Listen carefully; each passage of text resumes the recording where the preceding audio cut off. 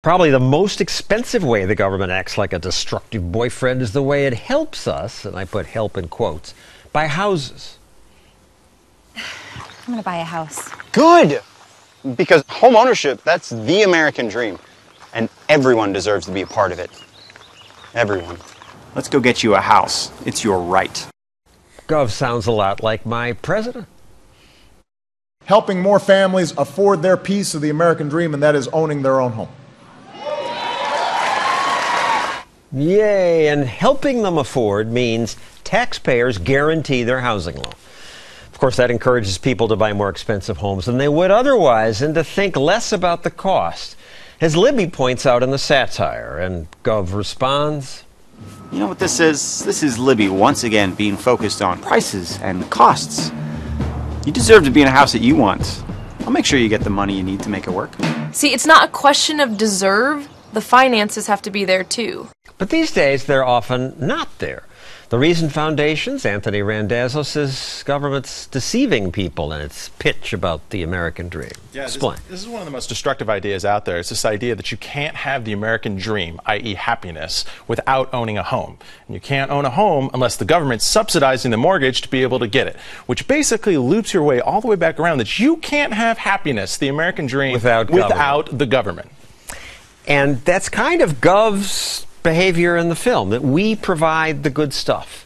And Americans tend to believe this. Well, a lot of ways they don't see it. Fannie Mae, Freddie Mac, and FHA, all these different organizations actually guarantee mortgages so that banks don't feel like they're taking on risks, and then it's actually cheaper. Plus, there's the mortgage interest deduction. It doesn't actually help that many Americans, only 20-25% of taxpayers, but it's richer all these people. Richer people, and if you're in the middle class, this is research that I've done, if you're in the middle class, the mortgage interest reduction on average saves you about $600 a year. So even in the ways that they're telling you they're trying to help you, isn't even helping you that much if you're in the middle class. But even Republicans say, we have to keep doing these things because housing will collapse. It's this idea of ownership, which is a great thing. I mean, like, let's not get down on owning our own home. That's a fantastic thing if you're able to do it and you're able to afford it. If it's putting you in such a massive amount of debt, or if you're only getting into a home with 3% down payment, 5% down payment, that actually can be a problem. I'm a renter. I feel like I'm living the American dream, but I don't own my own home. I shouldn't feel like the government's telling me or politicians telling me that I can't be happy unless I own a house. You mentioned 3% versus 5% down payments. After the housing bubble popped, the politicians said, never again. We're not going to give out these 3% down payment loans. And they raised it to whoop-de-doo, 5%. It used to be 20% or 40%. But now they've lowered it again to 3%. It's back down to 3%. This is the thing that we were promised by every member of the government after the housing bubble. Never again. Never again will we have these irresponsible loans out there. But now the FHA today is guaranteeing mortgages with just a 3% down payment. Here's the president earlier this year saying we're going to help the middle class. Starting this month, the Federal Housing Authority will lower its mortgage insurance premium rates enough to save the average new borrower more than $900 a year. Voters buy this. This stuff makes me really upset. I mean, basic economics says that if you are making it cheaper to get a mortgage than relative to the supply of homes being fixed, it's actually prices are going to go up. And really what the government making homes more affordable does is it just makes it easier for you to take on more debt. There are more ways of defining a responsible home buyer than just the down payment in your home. But if you actually don't have the savings to put more than 3% down payment on a home, then almost every finance professor in the country is going to tell you then you aren't actually in a good position to be taking on that home.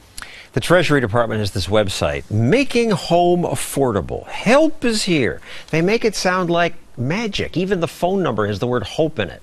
They want you to go into debt, just like Gov in the video. Let's get you a loan. I love loans. Of course, if they'd gone to an actual private bank, which had its own money on the line, this would happen. Alexis, your loan has been denied. What? Why?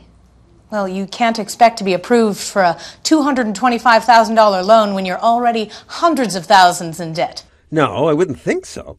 So Alexis turns to her boyfriend, Gov. Can you help me? With what? Don't you have savings? No. So now you're always throwing money around. Oh, I'm massively in debt. massively, except that it's actually other people's debt, so it's complicated. You ran up all this debt on me? Did you not know about this? Nobody knows about this. You pay attention. Nobody pays attention. Nobody knows about this, and it's actually not the debt that the taxpayers actually have, which is related to all these bailouts of Fannie and Freddie and all of the guarantees that they have behind Fannie Mae, Freddie Mac, and FHA. That's not even counted as part of the national debt, because this stuff is considered to be a government-sponsored enterprise or a government-sponsored entity. Wow. Thank you, Anthony Randazzo from Reason.